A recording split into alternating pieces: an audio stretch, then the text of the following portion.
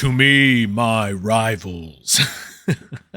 What's up, guys? It has been a minute. Thank you for letting us take a summer break from the Redux, but we are back and ready to go. Welcome to episode 8 of Rivals Redux. This is the podcast where we are taking you behind the stories inspiring Marvel games and NetEase's Marvel Rivals. I'm your host, Matt, as always, and this is the show where we will dive headfirst into comics, novels, and all stories Marvel Rivals has, is, and may draw on to add to the world of the time stream entanglement. For more information on our main show, Rivals Assemble, head on over to rivalsassemble.com for links to our socials and all the good stuff. Join our Patreon, become a true believer for exclusive access to shows like MCU Recap, solo material from each of the 4 roundtable hosts, and more. Also find the link to our Discord, where we would love to have you join. This last week we wrapped up a watch party for the premiere of X-Men 97 Season 2, and boy, howdy, was it so much fun. And you could have been there. And, we could have shared snacks. I don't know. But yeah, you can also drop a review on Apple or Spotify or the podcatcher of your choice. Shout us out in the comments on Spotify as well. Vote in our polls for Rivals Assemble. You can also shoot us an email to pod@rivalsassemble.com with questions, comments, or whatever you're thinking Marvel related. Let me tell you, it has been a busy few months between going to conventions and getting RPG stuff off the ground, work, and all of us just, being in so many different places. It was really nice to take a step back, but recharged and ready to go. So let's not waste any more time. Let's get into the reason why we're here, the comics. So let's head on into the pool box.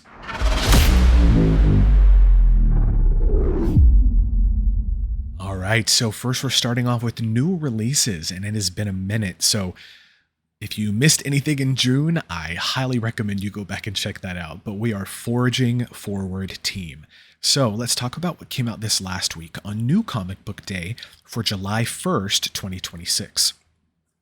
First, we had Challenges of Doom, Mr. Fantastic, number 1, Doctor Strange, number 8, Fantastic Four, number 13, Iron Man, number 7, The Marvel Swimsuit Special, Brand New Beach Day, number 1, Mortal Thor, number 12, Punisher, number 6, Star Wars, Rogue One, Saw Gerrera, number 1, The Amazing Spider-Man, number 32, Wade Wilson, Deadpool, number 6, What If? Secret Wars, number 1, and X-Men United, number 5. Hitting Marvel Unlimited this past week was Red Wing Independence Day Infinity Comic, number 5, Marvel Rivals Infinity Comic, number 55, Alien, the Friendliest Facehugger Infinity Comic, number 9, Realm Guard Infinity Comic, number 1, which is like this sick D&D mashup. It looks really cool. I'm really stoked to read that. X-Men 97 Strike Files Infinity Comic. So the Infinity Comic, I guess, interlude between seasons 1 and 2 of X-Men 97. Issues 1 and 2 of that are up. Peter Parker Spider-Man Queen's Finest Infinity Comic. Deadly Hands of Kunlun number 2. Dungeons of Doom number 3. Fantastic Four number 9, Fantastic Four First Foes number 1, Generation X-23 number 2, Godzilla Infinity Roar number 2, Inglorious X-Force number 3, Iron Man number 3, Null number 3, Marvel Knights Punisher number 4, New Avengers number 10, Predator Bloodshed number 2, Psylocke Ninja number 3, Punisher number 2, Rogue number 3, Psy Dimensional Rivals number 3, Silver Surfer Facsimile Edition number 1, The Amazing Spider-Man number 25, Ultimate Endgame number 3, Uncanny X-Men number 25, Wiccan Witch's Road number 4, Wolverine Weapons of Armageddon number 2. That was a lot of comics that hit Marvel Unlimited. Should go check that out.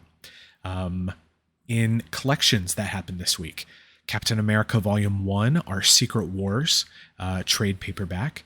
The Ultimate Fantastic Four Epic Collection, Frightful, trade paperback. And the X-Men Epic Collection Mutant Massacre trade paperback. These look really cool. I need to check out the Captain America book because it looks very, very good. And for New Comic Book Day this next week, hitting stands July 8th, 2026. The Amazing Spider-Man Facsimile Edition, number 14. Black Cat, number 12. Civil War Unmasked, number 3. Daredevil, number 4. Fantastic Four First Foes, Shalabal, number 1. So that title is a continuation of the movie. First Steps. It's Simbi, number 1. Jeff the Landshark, Superstar, number 1. Sorcerer Supreme, number 8. Star Wars, Shadow of Maul, number 5. Uncanny X-Men, number 31. Wolverine, number 23. And X-Men 97, Season 2, number 2. Hitting Marvel Unlimited this next week. Alien Kingkiller, number 1. All New Spider-Gwen, the Ghost Spider, number 9. Captain Marvel, Dark Past, number 1. Daredevil, number 1. Deadpool, April Fool's Day, number 1. Doctor Strange, number 5. Eternals, 50th Anniversary Special, number 1. Logan, Black, White, and Blood, number 4. Marvel Rivals, Duel of Kings, number 1. Nova Centurion, number 6. Venom, number 256. Wonder Man, number 1. And X-Men, number 28. In collections this next week, The Amazing Spider-Man Torn trade paperback. Deadpool Modern Era Epic Collection XX Baby trade paperback. The Hulk Smash Everything trade paperback. And the Spider-Man Worlds Collide Marvel Premiere Collection trade paperback. Lots and lots of good things hitting Marvel. Yeah, that is... I'd tell you a little bit more about what I'm reading right now, but I'm really stoked to dip into who we're here to talk about today. So, Marvel Rivals Season 8. Yes, we got Devil Dinosaur. He's been fun, and there will be a Redux episode on him, but I had to get to Cyclops, guys. I had to talk about my boy. And so we're mixing it up and throwing in our own little Cerebrophile section here. So take a step with me into Cerebro, if you will.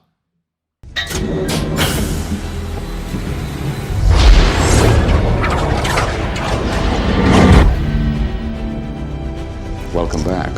Through Cerebro, I'm connected to them, and they to me.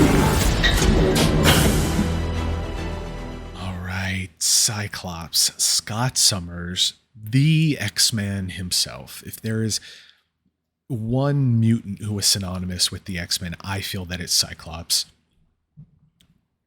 Hands down, my favorite X-Man since the jump. Since I was a fan as a little kid, I grew up with X-Men the Animated Series, watched it every day when I came home from school. I've talked, at length about how I wasn't originally into the comics. I got in through the animated series, and then it became these huge Marvel encyclopedias that I got, and eventually, when I had my own money, was able to afford comics and dig into those and the rich history that there was. So let's start from the very beginning, right? Cyclops debuted in X-Men Volume 1, Number 1 in July of 1963, created by the legendary Stan Lee and Jack Kirby, and really started out as an unsure teen, right? Graduating from the Xavier School in issue 7 of that same series, 6 issues down the road, they got their diplomas, graduating high school basically. And, it's been 60 plus years that he's been in continuity, and he is, love him or hate him, I think the big reason the X-Men are still together. They might be in various pieces at different times, but he's been the leader. He has been kind of like the champion. He was one of many headmasters of Xavier School for Gifted Youngsters. The X-Men also changed a lot under his leadership. So, historically, X-Men kind of out there to show regular humans that mutants are not bad, that, they are here, they want a place in the world that they should have because it is everyone's right to exist, and they shouldn't have to fight for that. But they are here to protect anyone, regardless of whether they're mutant or not. But over the years, Cyclops' point of view has changed a little bit. Not rightfully so, but you can't knock the guy because of what he's been through, having died countless number of times and come back, having had his loved ones killed, his children ripped away from him. Like, it's truly stuff that you write about and you have to read about, So in more recent years, I'd say probably in the last 20 years, Cyclops' leadership of the X-Men took a pointed turn, especially after House of M. So House of M was this event where basically Scarlet Witch, using her massive hex powers of sorcery, all this magic combined, uttered the words "no more mutants," and every single mutant on the earth was depowered. And, through some different comic book events, some of them got repowered. Other people started showing mutant powers, and things kind of righted themselves. But that really, I think radicalized is almost the word. That was a tipping point for Cyclops, I feel. And in other events like Messiah Complex and Avengers versus X-Men, which I will recommend to anyone, we really see this version of Cyclops where he is done fighting for a place in the world and he's there to defend his people, really like a Magneto more than a Professor Xavier, becoming disillusioned with Xavier's message of coexistence with Homo sapiens and Homo superior, which the mutants have referred to themselves as before. And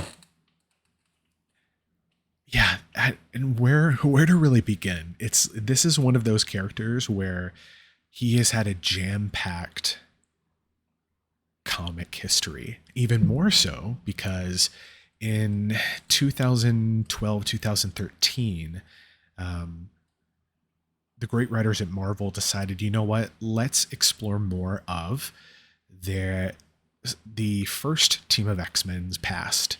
And so they brought the first team of X-Men from the 60s to the present day, essentially Cyclops, Jean Grey, Angel, Iceman, and Beast, all as teenagers, into the present day to meet their current selves.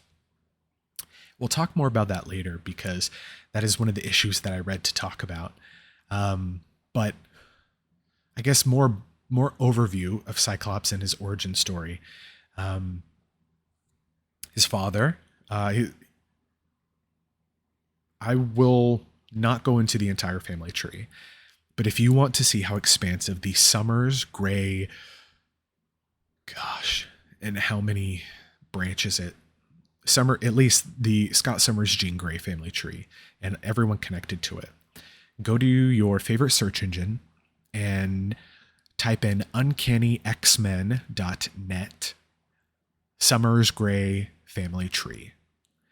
uncannyxmen.net was a website that I was on so much as like a kid and a teenager. I don't believe it's updated anymore, but it is such a great resource of knowledge, and I hope that it gets archived if it hasn't been. If you run their website, let me know. I would love to see it updated. Not because of inaccuracies or anything, just because it is such a good trove of information. But there you can literally see how plugged into all of their the Summers are the first family of X-Men. Let's be real. As a kid, uh, so Scott and his brother Alex, who we would come to know as Havoc, um, uh, their father Christopher, their mother Catherine, um, flying in a plane as kids, and a Shi'ar, X-Men alien race, if you will, damages the family plane. Um, their mother, who is pregnant at the time, she gives the boys a parachutes, pushes them out of the plane. In the subsequent crash, Cyclops and Alex both suffer injuries. One of these basically messes up, causes damage in Cyclops's brain, if you will, in like physical structure, so that when his mutant powers awaken, he's unable to control this concussive force that comes out of his eyes, which is his mutant power. This crimson scarlet beam of just pure concussive force. Later on, we find out that his mother gave birth to this son, Gabriel Summers, who would come to be known as Vulcan. She passed away, sadly. And then Christopher Summers became a space pirate known as Corsair and headed up the team of Starjammers, who are introduced in the big Phoenix Saga event in comics. And then, oh gosh, I won't go too much deeper down that rabbit hole. But I mean, even there's a great run of a solo Cyclops comic where, as a teen, he's able to go back and spend time with his father and travel through space some, which is really cool. One of my favorite eras is young Cyclops in the 2010s, coming back and getting to do a bunch of things. He dated X-23. He joined the New Champions with Ms. Marvel and Hulkling, and gosh, we'll get there, I promise. But yeah, he is put in an orphanage, eventually is recruited by Professor Xavier to join the X-Men, is appointed the first leader of the X-Men. And if there is a tactician in Marvel, it is Scott Summers. He is the planner. He's like the Neil. If we have a tactician on our podcast, it is Neil. He is the Neil of the X-Men. And very much serving also as a leader, and really looking out for the needs of the team, but also putting that burden upon himself. And that's really evident even in like the early issues of the original comic back in the 60s, that he shoulders this responsibility. The original run doesn't age that well. Professor Xavier is very problematic. And I know that I'm probably looking too much into it, but yeah. So as soon as Jean Grey is introduced in like issue 1, all the X-Men are smitten with her, including Scott. They become like couple goals, right? And eventually they are married. But during the Phoenix event, she sacrifices herself, and she's dead. He later meets what we come to know as her genetic double, Madeline Pryor, who would go on to become a villain, the Goblin Queen. And through comic magic, Jean is resurrected, or asterisk. We'll talk about it. And Lee basically leaves I got to make sure that I'm not confusing you. He marries Madeline Pryor after having also married Jean Grey as well. So first wife dies, second wife he marries, has a baby with. First wife comes back to life, full on leaves second wife and baby in Alaska, and joins up with the original X-Men again. They start a new team, X Factor. This is probably 20 years after the debut, and so much has even happened between now and then. You've got time traveling, kids, all this different stuff. He later dies, quote unquote, but then he comes back to life. Then a little bit further down the road, he has a psychic affair with Emma Frost, and Jean dies again. Jean Grey dies so many times in comics. I will not try and discuss all the times that, you know what, maybe I should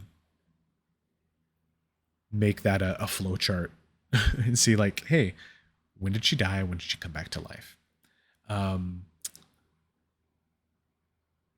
But in around 2004-ish, we thought that Jean Grey was dead, like for good. And so she kind of gives this blessing to Scott and Emma Frost, who has kind of like given up her ways with the Hellfire Club and joined the X-Men, gives her like her blessing to open the Xavier School again. Because if there are two things that are constant, in life, it's like death and taxes. In the world of X-Men, it's like the X-Mansion will be blown up, the X-Men will break up and come back together again, and Jean Grey will die. Those are all like, they happen so many times. They start leading this new team. They become an item, if you will. And just over the years, he leads all of these different X-Men teams, is the headmaster at the school. It eventually becomes basically a leader for like the global mutant community, if you will. This unofficial like figurehead of the cause. And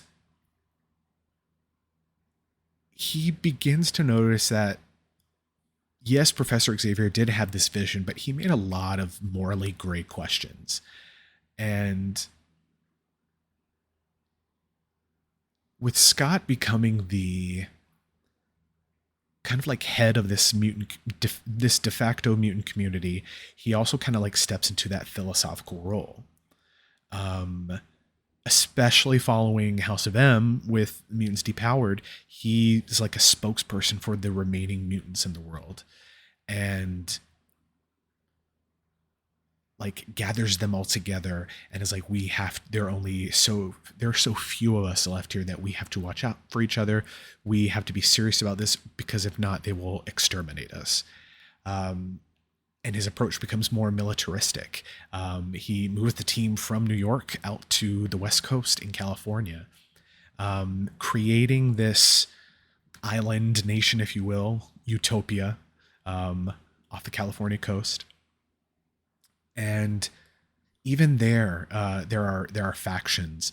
People split off and want to go back and open the Xavier School. And that was when we see... It's during that period where we see Avengers versus X-Men, where the Phoenix Force comes back. We see, much like Jean Grey keeps coming back, the Phoenix Force is entangled into her history and her story as well.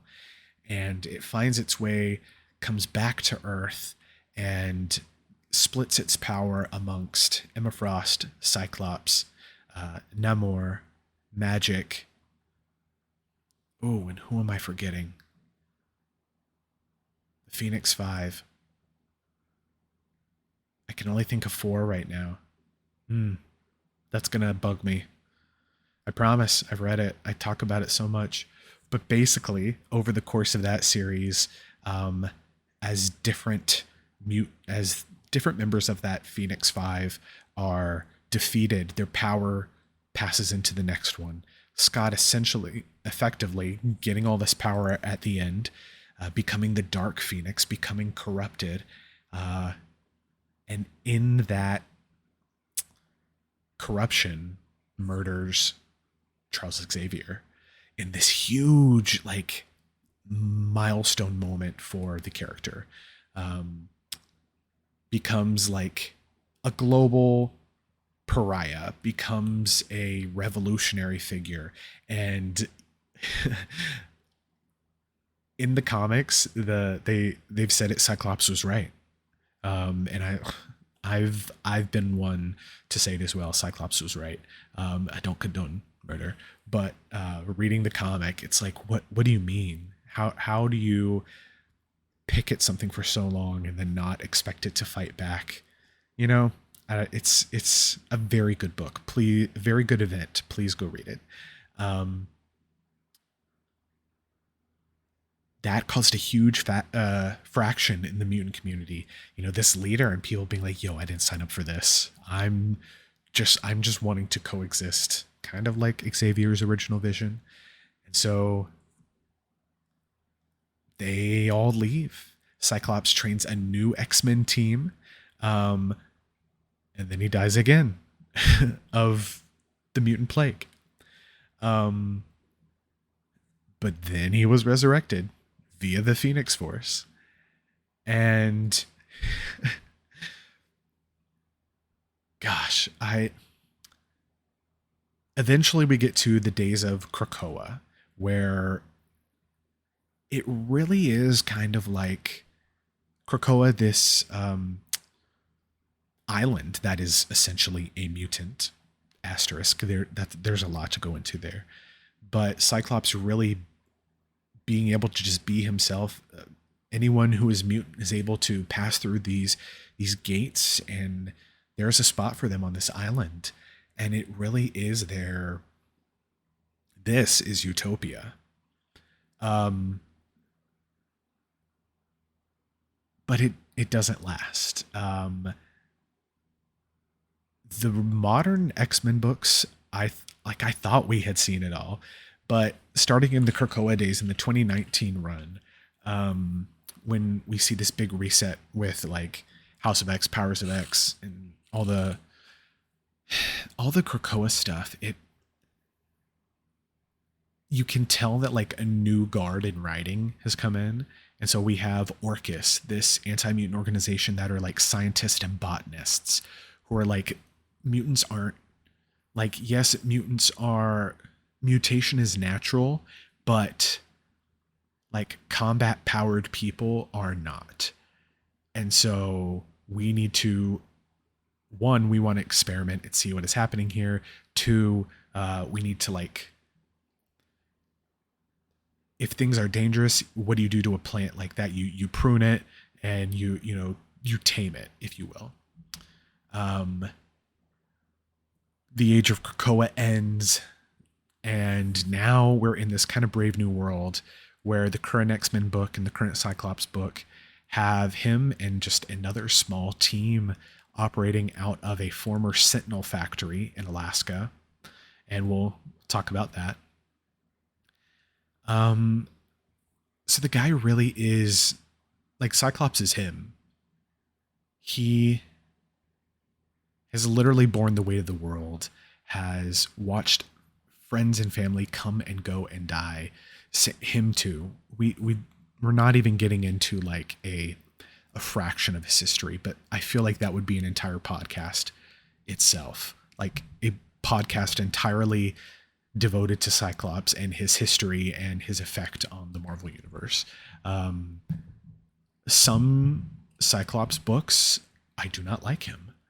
I think it depends on the writer. Some really catch the vision of that revolutionary and the energy that Scott and the motivation that he has for it, because he's been thrown to the future. He's had his children ripped away from him for reasons beyond his control. He's had to fight all of these different villains who want to rip things away, and he just wants to be, but yeah, there is a Cyclops book out there for everyone. I promise you that. If you like Cable, if you like Phoenix, if you like the Goblin Queen, if you like Mr. Sinister, if you like Havoc, if you like the Spelljammers, if you like space, if you like teenage drama, if you like soap opera, Cyclops has done it all. He's been in it all. I guarantee you. But yeah, that is our shallow dive on Scott Summers. But let's get to the meat of it. Let's get to the goods. Let's round up his greatest hits.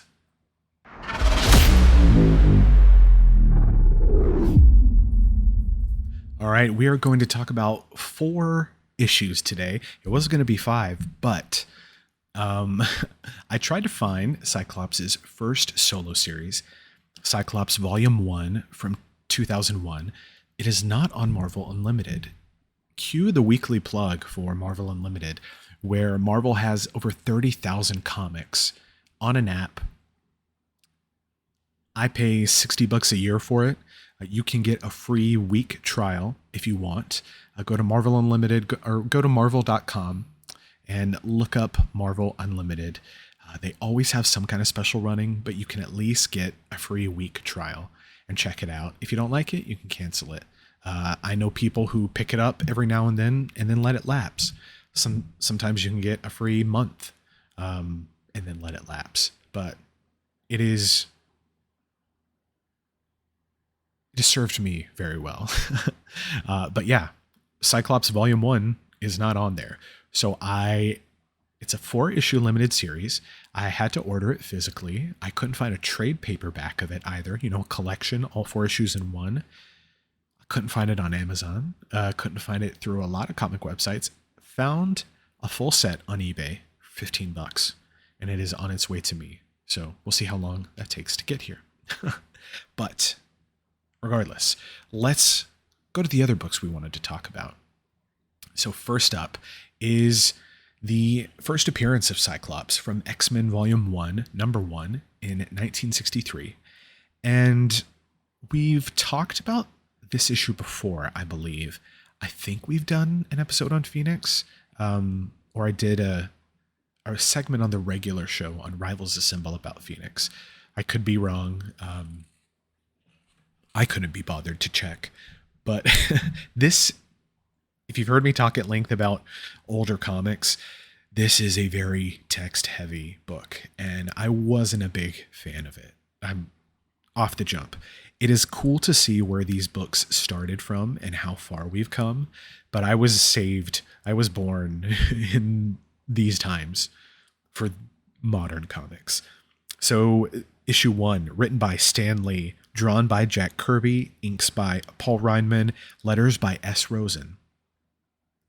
And this issue kicks off with Professor Xavier doing, training with the 4 guys. We've got Cyclops, we've got Scott, we've got Warren, we've got Bobby, and we've got Hank. And they're, doing various tricks. Not a lot of it's a lot of flashy panels to just show like, oh, these guys are different. Not a lot of content there. Just like, oh, he can spin very fast. Oh, this one has wings. And we see the first use of Scott using his powers. Professor Xavier tells him to blast Beast and Iceman. And here's the panel. It says, slowly, silently, Cyclops adjusts the small lever at the side of his head shield, and as he does so, his eye visor opens wider and wider until... And there's no real sound effect. You just see the blast hitting Beast, and he goes, yow! So, yeah.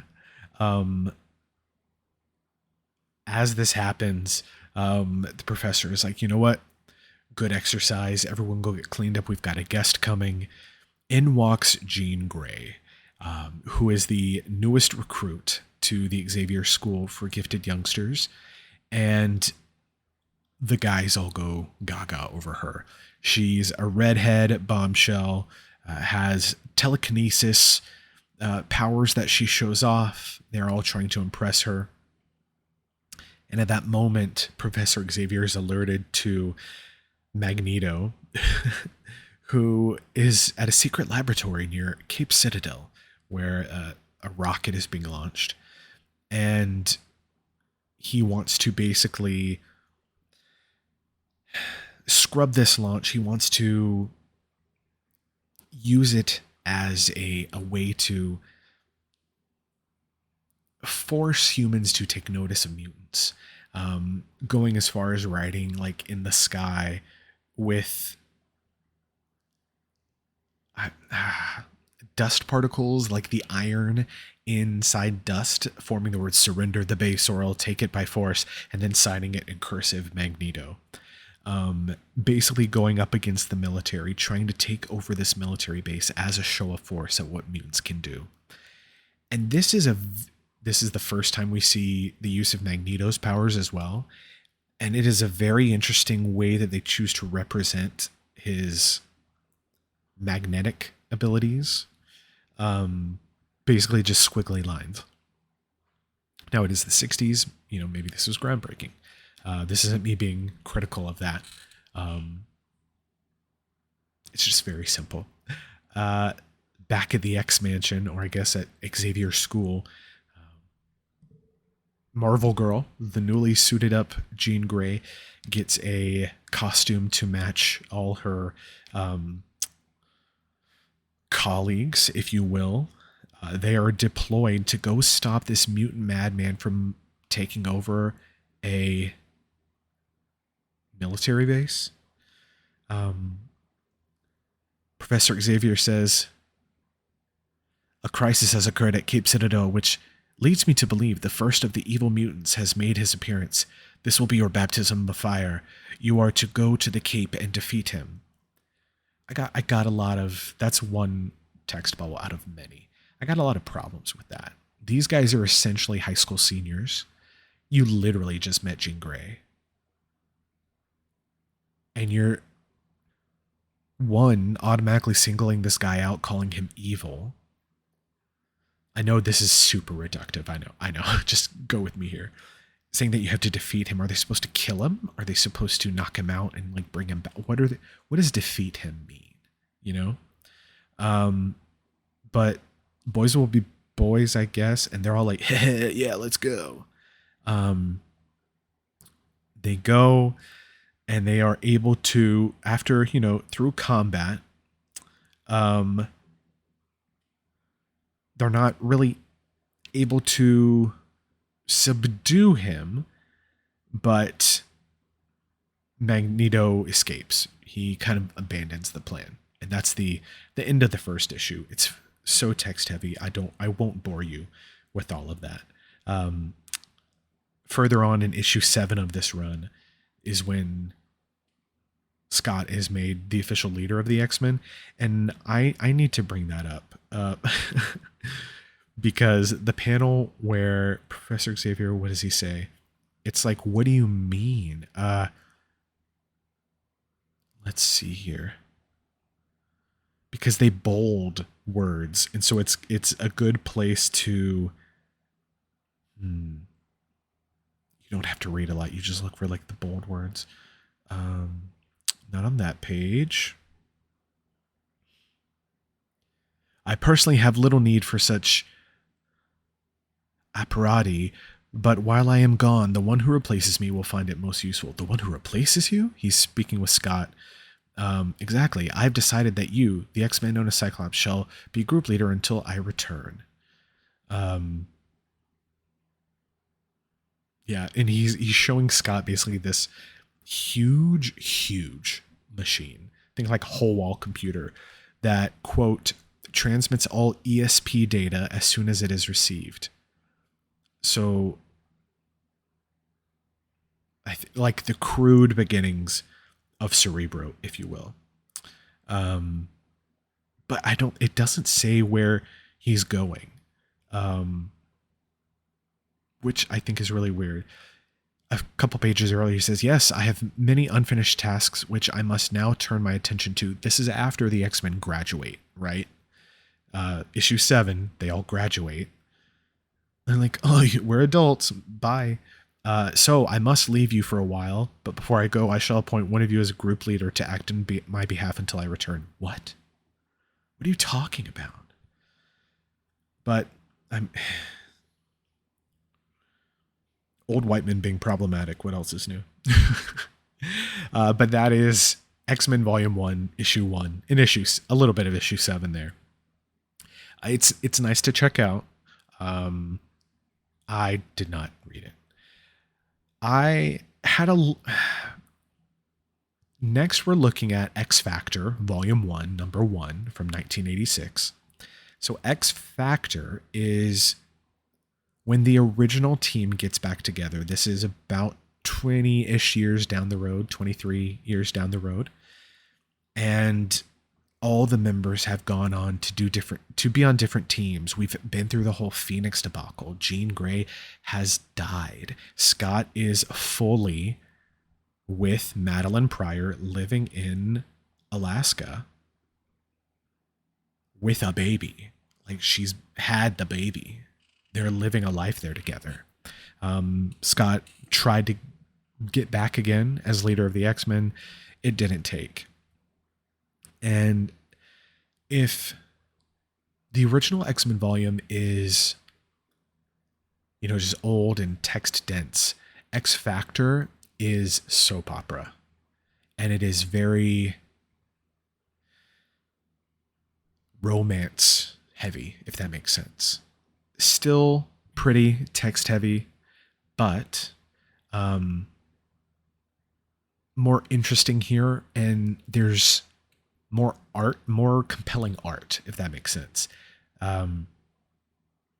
Cyclops is wearing some sick glasses. So he uses, if you're not aware, ruby quartz is effectively able to control these beams of concussive force that come out of his eyes.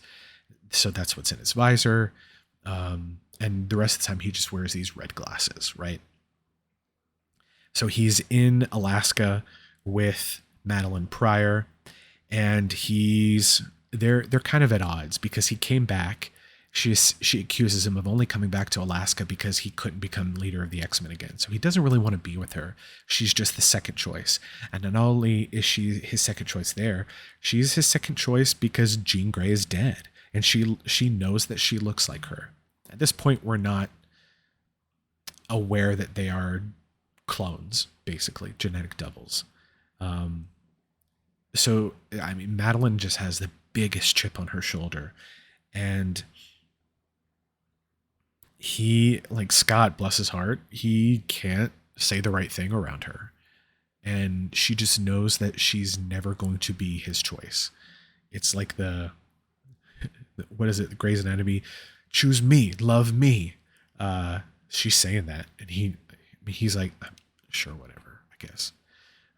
Elsewhere, Warren, Worthington, Angel, and Beast and Iceman, they are all kind of at a crossroads. The Defenders recently broke up, and Warren is just kind of gallivanting at his mountain chalet, if you will, and has this, not really confrontation, just kind of like, guys, I don't want to start another team. I don't want to, I don't have it in me. I don't want to do this again. I've done this so many times. What good are we actually doing? Can I just enjoy my money? But through, having to save some people when an accident happens and finding this old picture of the OG X-Men in their OG costumes, he is like, maybe. The B story, or I guess this is the C story, if you will. A mutant kind of awakens. It's this sailor who in the city, his powers awaken. He accidentally sets someone on fire. He has these fire powers that he can't really control. Mr. Fantastic shows up, or basically sends word that Warren needs to come and help deal with this.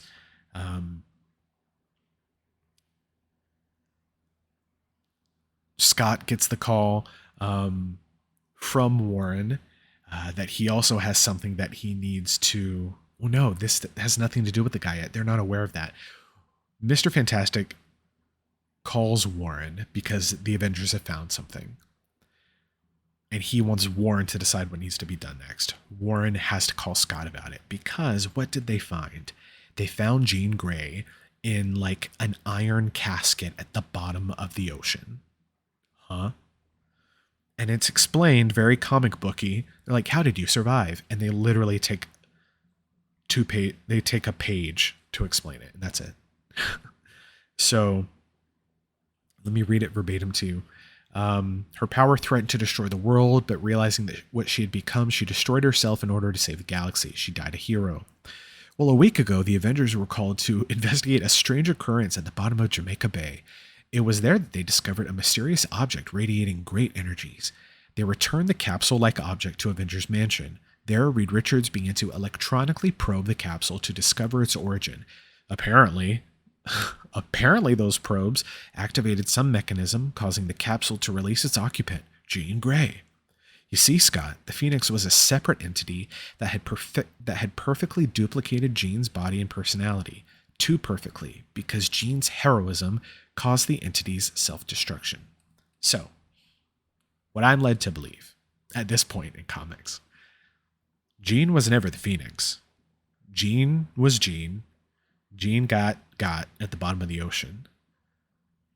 Phoenix duplicate was out there doing all this fun stuff.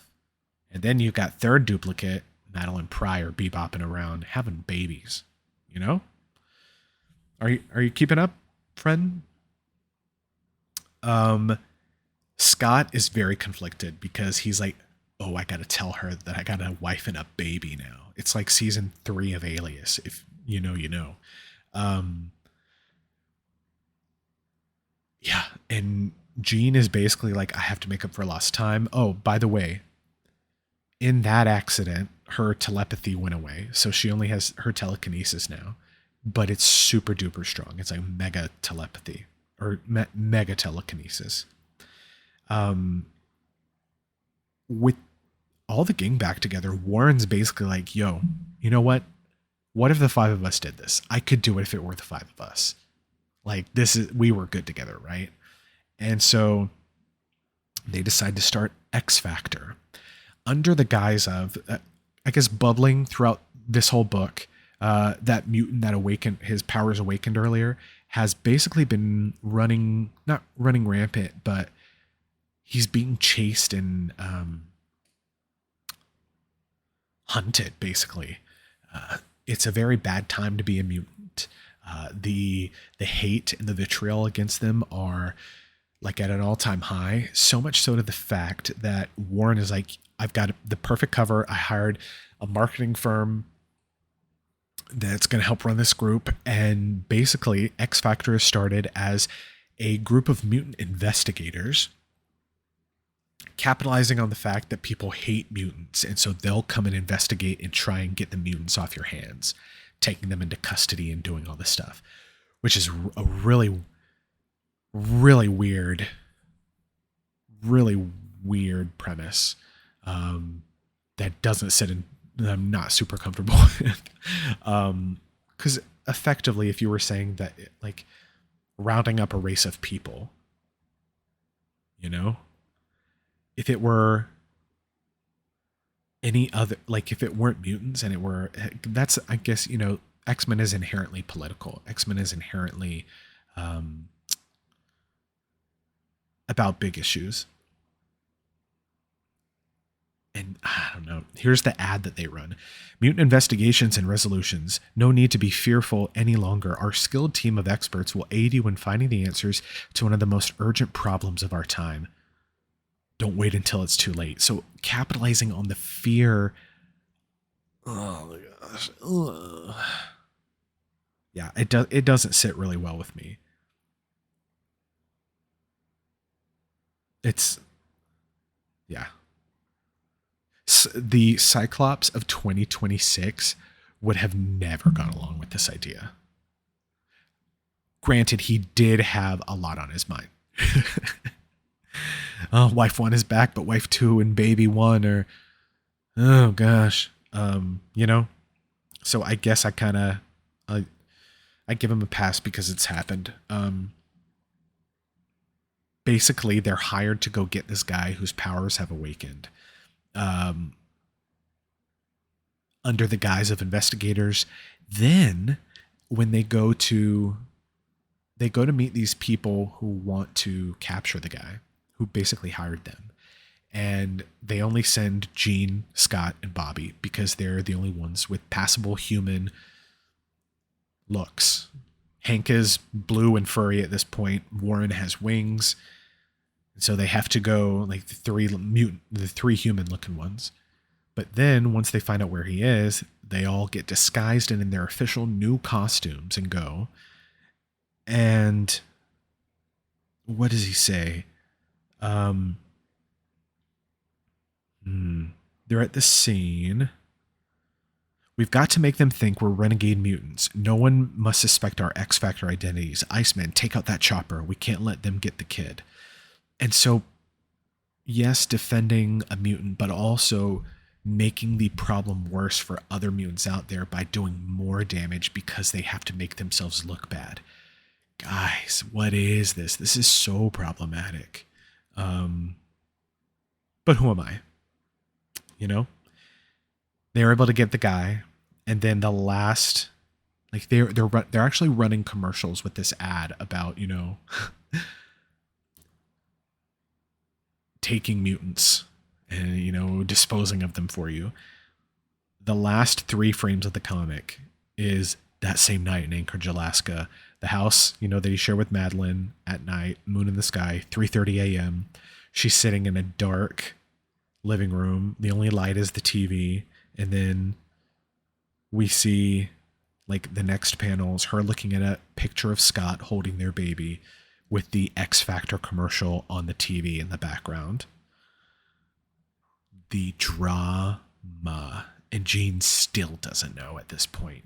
Scott Summers, you are messy, my guy. That is X Factor issue 1. All of that happened in one issue. Volume 1, 1986. All right, moving right along, we are going to fast forward 10, 20, nearly 30 years into the future to one of my favorite times of Cyclops, because he's not messy because he's incompetent. He's messy because he has a solidified worldview and he's making big swings right now. So we're going to talk about All New X-Men, Volume 1, Number 1 from 2012. This creative team, written by Brian Michael Bendis, you know it's going to bang, pencils by Stuart Immonen, inks by Wade von Grawbadger, colors by Marte Garcia, letters by VC's Corey Petit, cover by Immonen, von Grawbadger, and Garcia, assistant editor Jordan D. White, edited by Nick Lowe. And then all the other people obviously get their names in comics now. I don't see why. Yeah. But so this is after the events of House of M. This is after the events of Messiah Complex. This is after the events of Avengers vs. X-Men. So Cyclops has murdered Professor Xavier. It took the Avengers and the X-Men to stop him. From that, the Phoenix Force was able to basically reboot all of mankind. Now Scott is basically the face of the New Mutant Revolution. And so he, like, is a full-on revolutionary mindset right now, right? And this issue, it kicks off with a bang. First off, we are no longer the Xavier School. This is the Jean Grey School for Higher Learning now. And we are met with Hank McCoy, the Beast, saying that he's mutating, he is dying from it, he is recording his final thoughts while he tries to find a cure for himself. I'm sorry, what? What an amazing first page to get me in. And he's experienced a lot of different mutations over time. One, you know, when he became blue and furry, he experienced another one that made him look more feline, and he's mutating once again. And that's that's the cold open, right? Cue the theme. In Australia, a mutant activates basically with these time and space control powers. Um, Coming to her aid are Cyclops, White Queen, and Magneto. And she's like, I'm not a mutant. There are no mutants. And he's like, no, there are still mutants today. We want your help to basically gain trust with the world again. Like, we are trying to do things right by mutants. I've seen the error of my ways. I'm trying to be good about it now, but we have to protect our own. And essentially, they're like, outside of this time bubble that you've made, the federal authorities and like mutant hunters are waiting to get you, but we will not let them. And it's like, yo, with Magneto, White Queen, and Cyclops as your bodyguards, I think you're going to be good. So they basically convince her that, she did this. She froze everybody. She's the only one who can undo it. She does that. Huge guns pointed at her from all sides as soon as she drops this bubble. But then we have this insane splash panel page of half of the page is Cyclops' red beam, Emma Frost in diamond form deflecting bullets, jumping up in the air above him, and then Magneto like with holding two cars over his head, being like, "Come at me." This is All New X-Men Volume 1, right? Meantime, back at the Jean Grey School, Kitty Pryde, I believe, is headmaster there. Headmaster is a term that you can use for anyone. Storm, Kitty Pryde, Iceman are having this debate. They're watching this unfold on TV. Cyclops basically carving through these federal authorities, and they're like, this is not what we were meant to do. He's muddying the name of mutants even further. The mutant revolutionary. We've got to stop this. We've got to stop him. Cut to a police station in Michigan where a guy who may or may not be a mutant is getting profiled so hard. I will say it's a black man who's getting profiled hard by this white woman, I believe policewoman, and interrogated, basically saying, "You look like a mutant." He's like, "What does that mean?" She's like, "It means you look like the kind of guy who's a mutant who pretends they ain't. There's laws in this country and you can't just go around and around." And he's like, "What, help sick people?" And she's like, "How do you know what you did?" Basically, she accuses him of being a mutant because he may or may not have helped someone who died come back to life. Cue the X-Men busting through the walls, Cyclops and Magic wielding a soul sword on white fire. And Cyclops shouting out, "If you can hear my voice and you're a mutant, you're not alone. Don't let the humans dictate the course of your life. You are part of an elite species that deserves every freedom. Don't worry, my brother and sister of the atom. We are the X-Men and we stand together." Cut to, whoo, buddy. The X-Men back at the Jean Grey School. We've got Storm, we've got Shadowcat, we've got Iceman, and Beast holding a huge gun, walking out to the Blackbird. They are going to confront this. Iceman's like, "We're going to get Wolverine and we're going to get the rest of us and we're going to confront him and we're going to shut him down." And Storm is like, "Yo, hold up. I am not starting a civil war amongst mutants." And that's what it is going to be.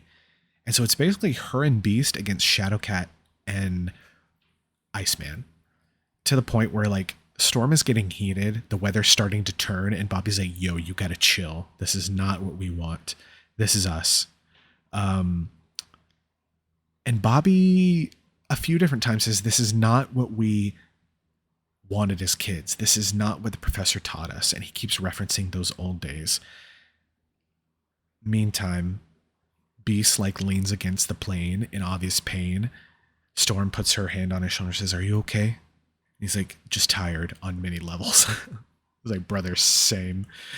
Brother, same." And they're basically like, "I got an idea."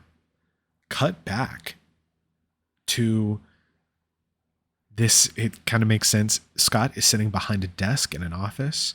This is Scott sitting behind the desk of Professor Xavier's office from the original book, when he made Scott the leader and he was like, "Hey, this is my office. You're going to need it." This is that office. And he's writing a letter to Jean. I didn't read this when I was reading through the issue. "Dear Jean, please don't be alarmed by this letter. I have been thinking of all the ways I wanted to tell you this, and all of the missed opportunities I've had." So maybe he's confessing his love. I don't know. Bobby and Hank burst into the office as they're in their teenage years, right? Remember? And they were attacked by a mob of people. And this is Hank's done with it. He's like, "The human race was fine before we came along. They'll be fine without us." He's like, "I'll use my mutant powers the way I want. No one should be able to tell me what to do," which, hey, that's exactly what Scott was going to say. And he goes into the hallway and there's a large looming shadow over him, and it is modern day Beast. He's like, "Yo, sorry to interrupt, but I knew this conversation was happening today, and I think this is a good time to talk." They assemble the whole OG crew. They call in Jean, they call in Warren, and Scott is like, "Who are you?" Teenage Hank goes, "He's me." And he says, "I've come from the present. I need your help. I need you to stop yourself from committing mutant genocide." End of issue. And it's all 5 of the OG X-Men looking at the camera, or at the reader, I guess, being like, "What the heck?" Banger of a first issue. And this is like the start of my personal favorite era of Cyclops. And so, yeah, that is All New X-Men Volume 1, number 1. Who, buddy? And that team is in the comics. We have 2 concurrent teams of the same original X-Men. That team from the past does come to the present, and they are there for a few years, like in real world years. Like they are kept around. They are split up onto other teams and do some really, really cool stuff, which we'll talk about. Don't worry. All right, I just realized that my dishwasher is also going concurrently as I'm recording, so apologies if you can hear it, but I'm not going back to re-record any of that. I love you all, but we're just vibing, right? We're just all here having fun, talking about our boy, Scott Summers. I will say, the first issue of X-Men, Volume 1, Issue 1, Baptism of Fire. The name of the issue of X Factor, Volume 1, Issue 1 from 86, Baptism of Fire. This is X-Men Volume 7, Number 1 from 2024, Fire Baptized Species. I like the nods we're making here. So this book, written by Jed McKay, inks by J.P. Mayer, cover by Ryan Stegman, J.P. Mayer, Mark Garcia, letters by VC's Clayton Cowles, pencils by Ryan Stegman, colors by Marta Garcia, and a bunch of variant covers. Jeez Louise. Hey, Peach Momoko, I know her. I don't know her. You know what I mean. Scotty Young. Hey, oh yeah, all the Marvel greats there. So this is post Krakoa. Krakoa has fallen. The X-Men are split up again, doing various things. Cyclops is the leader of this team that operates out of Alaska, and it is Cyclops, Beast, Magneto, Psylocke, Kid Omega, Temper, Magic, and Juggernaut. Kid Omega, he has pink hair. He's an Omega level telepath, telekinetic, kind of like Jean Grey. Got a bad attitude, really sassy, curses a lot. Kid Omega, I'm sorry, Temper, Shoto Todoroki from My Hero Academia, but like a black girl. Okay, cool. Moving on. So yeah, in Merle, Alaska, basically it's this small Alaskan town. This is the one factory in the town. It used to be a Sentinel production plant, and the X-Men came in. Well, the Avengers like attacked it, kind of destroyed it. This team of X-Men came back in, built it back up, and now it is their base. But essentially, think of like the one factory in town. Everyone lost their job. But the X-Men are here kind of like, not necessarily an olive branch. The Summers family has a lot of connections to Alaska. That's where Scott and Madeline were. That's where his parents lived. His grandparents lived. Some things like that. We're really introduced. It's a really good plot device by Jen Mackey here. The first panel is basically the police chief of the area. She drives up to the base and she's like, "Oh, wow." And she's like this short and stout woman. And she's been called there by Cyclops to kind of have a chat. He's like, "Hey, we're living here now, basically." Or, this is the vibe of it. He actually isn't there, but basically she meets Beast, and through speaking with him, the spirit of this meeting was to be, "Hey, let's give you a rundown of what we're doing here so you can see we're not up to anything bad. We just want to live here. We're growing lots of crops. We're conducting, science experiments that aren't unsafe. Like, we're just existing here. Yes, we do participate in a lot of dangerous combat, but that is not here. It will be elsewhere." Famous last words, right? Do we remember how many times the X-Mansion got blown up? And so while that is going on, this chill, like, "Oh, and this is this room. Oh, and this is that room." And Beast being the perfect person to do that, right?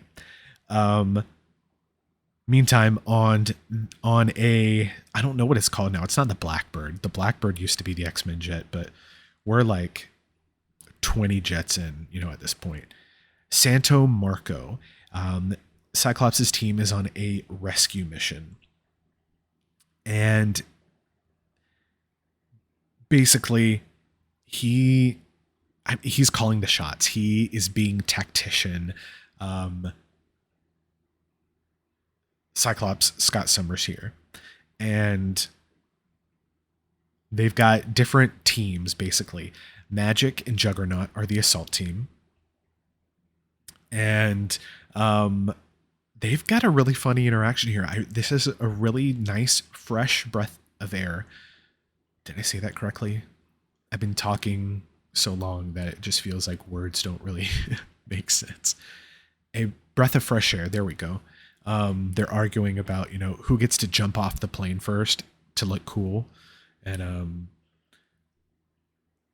Juggernaut's new outfit is so dope. It has like red bands all around it because he gets his bands from the Crimson Bands of Sidorak. They jump off the plane and into this, like, what's the word for it? Base of operations for this organization. And Temper is effectively serving the job of Storm. He's like, "Hey, give us some ice, snow, fog cover." And she's like, "I got you." And Kid Omega, he's like, "Disable everyone's mind, go." Jumps off they all burst out of the plane. Psylocke fires up her psychic knives and he says, "Let's go get our people, X-Men." And we cut back, it's this crazy battle scene. We cut back to Beast walking the police chief through like the hydroponic lab, all these beautiful plants. You've got Glob there. Glob is the skeleton inside the big pink glob, if you will. And he's like the gardener, just working. And the sheriff, she's really having a heart to heart with Beast. And she's like, I don't know what you expect us to think. Like, there are a lot of hard feelings in town. People made their livelihoods here before. And then we have the reveal. He's like, manufacturing wasn't really a thing going on here. He pulls back a door and there are sentinel pieces. And he's like, this is where your people built sentinels to kill us. And it's a nice reveal that is good and heavy. And like, I like those stakes. Yes, the stakes in the battle that Scott and everyone is in is fine, but it's like, these are like kind of political, social stakes. And it's like, neither side is wrong. Like, yes, people need to eat, but yeah, you made machines that were going to kill us. Back at this base that the X-Men are attacking, we see Wolverine attached to this table, and these guys that are wearing these like purple AIM, if you know AIM, AIM, Advanced Idea Mechanics. They wear the really ugly yellow hazmat suits, are obsessed with science.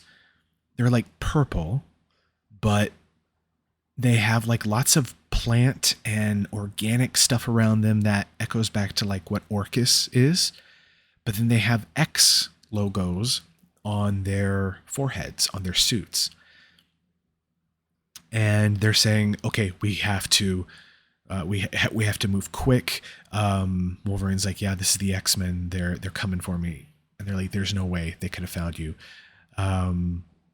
We scanned for machinery. You're not psychic. There's no way. And he's like, but I've been pretty loud. And any telepath, Jean Grey, Emma Frost, the Cuckoos, I've been thinking pretty loud, and they're going to find me. The X team makes quick work of any opposition. And we have this really cool team attack. Psylocke uses her like psychic knife, puts it through the head of one of the people, basically downloads all of his thoughts and everything, like knowledge of the place, knowledge of the people. And she turns to Kid Omega and he's like, take my surface thoughts, take the map of where everything is, go any deeper and I'll kill you myself right here. He takes it, broadcasts it to everybody in the crew, uploads it to the server basically. And so now they all know the layout of this place. Psylocke is like, I'm out of here. I'm going to go get Wolverine. And we learn that this is an organization known as Fourth School, a remnant of Orcus. And basically, Kid Omega says that he wasn't paying attention in the mission briefing. This is the way that they're going to fill the readers in on what happened. So let me read this to you because I have to read it again to understand it. Fourth School. After AI betrayed the human parts of Orcus, Fourth School spread like crazy through what was left. It's a mishmash of Orcus science, propaganda, and half-baked John Sublime human memes. So the human, that's a whole other thing. Fourth School believes that the quote-unquote third species predicted by John Sublime, later the human, is actually AI, and so they need to become the fourth species, a mix of human, AI, and mutant. The bad news is they want to become us by consuming us. Ugh. That's such a gnarly concept. And all of this is happening while like Cyclops is banking shots off of people. It makes like, it's a beautiful representation of his power. Like, gosh, it's so good. Him blasting out against Kid Omega, who throws up like a telekinetic shield, refracting the light in multiple ways to hit multiple people. So good. Cutting back to we cut back a couple more times to the base where Hank is showing the police chief around. But basically, Psylocke frees Wolverine.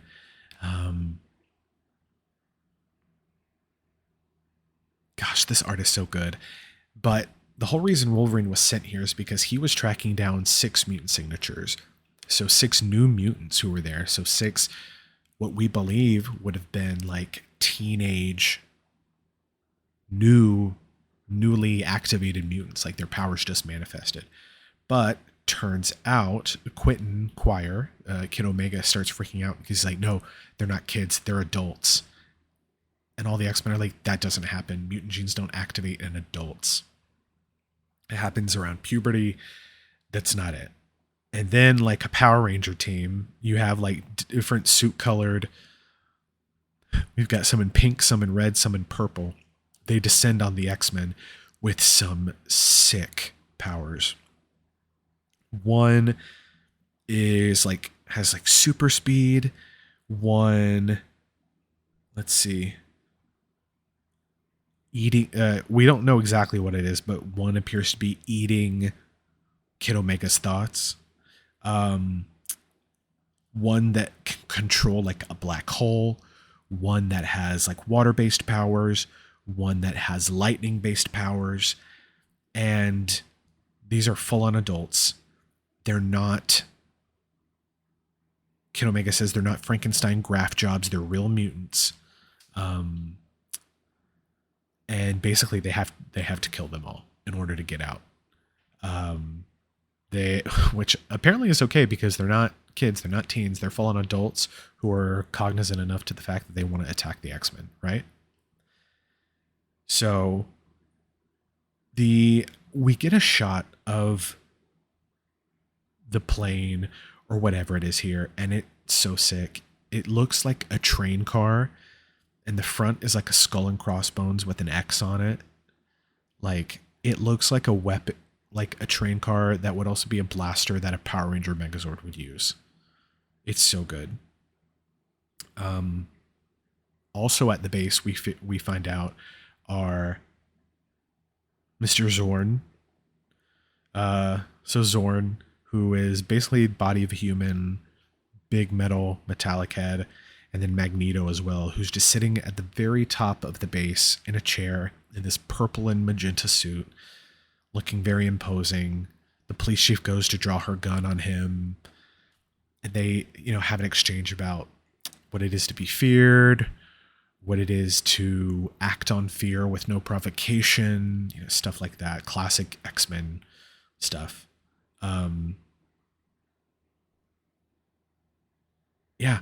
And then, she leaves, and it's this really nice scene at the end where Hank and Scott are having coffee during a cold night at the top of the base, looking out on the Alaska like skyline, I guess. They're kind of like debriefing each other about the day. And then Hank looks off in the distance and he says, speaking of the town, I'm ready to start stripping that thing for parts.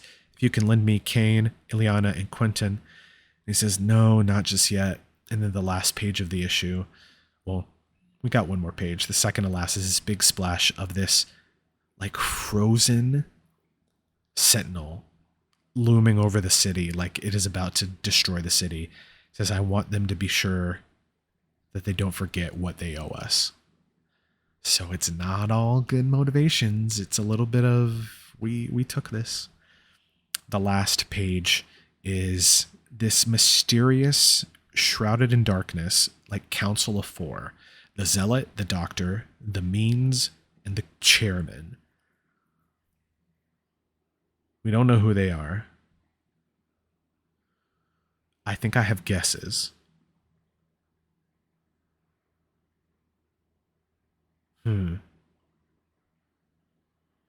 And their organization is called 3K. They're sitting at this table that is in shadows in such a way that, across from each other it forms an X, talking about We are constructing a magnum opus, preparing a crucible from which a whole new world will be born. Jeez, like, I'm already tired, but I cannot wait to read more of that book. There are 27 issues on Marvel Unlimited, and it is still going right now. That was X-Men Volume 7, Number 1. Hope you enjoyed that breakdown. Now let's talk about some of the next issues we're going to read in a part 2 for Cyclops, and some more things that I'll recommend in this week's homework.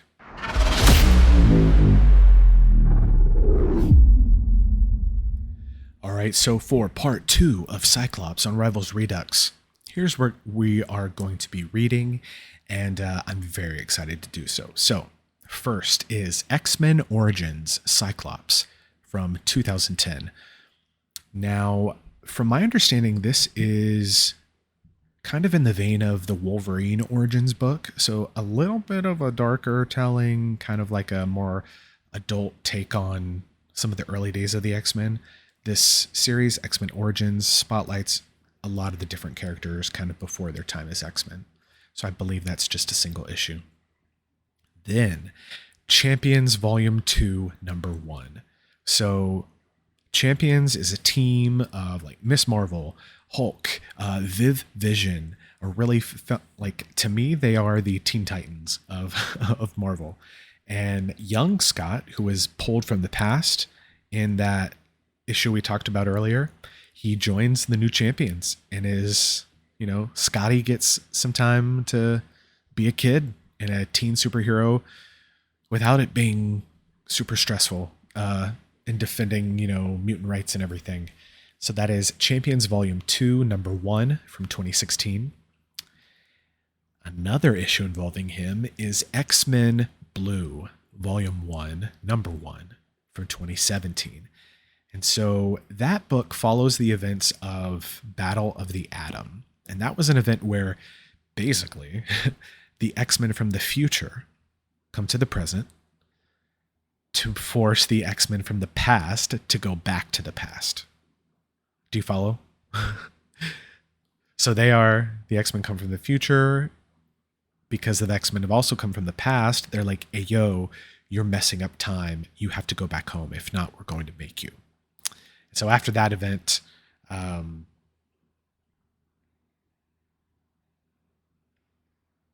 we get, they don't go right home. Spoiler alert. But we get Champions and X-Men Blue out of that. X-Men Blue is this, it's the OG team operating as the X-Men. It ran concurrently with a book called X-Men Gold, which this was all kind of like building up to the reset of Jonathan Hickman coming in and doing the Krakoa age. So X-Men Gold and X-Men Blue ran for a while. And that era didn't really end very well because they were about to do this big rehaul, so it kind of just dribbled out. But also, we're going to be reading issue 1 of Cyclops Volume 4. That is the current Cyclops book out right now on shelves that you can go pick up physically.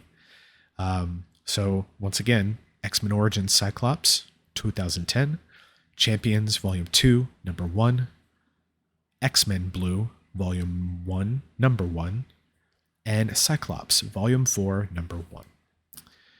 If you want some recommendations for other books to check out that we won't go over here on the podcast, literally look at anything with Cyclops in it.